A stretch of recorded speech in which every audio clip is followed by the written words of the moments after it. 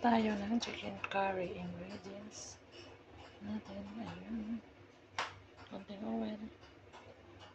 Tapos patatas, carrots, chicken. Tapos coconut milk, paminta. Siyempre, ang ating mahiwagang curry.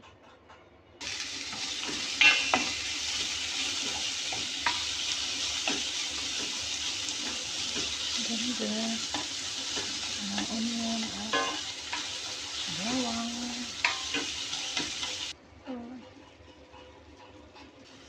Sama na para manarap pati ang curry sa laman ng chicken.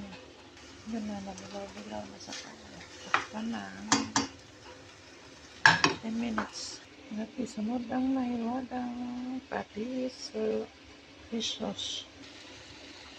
Tansahan lang yan kasi di naman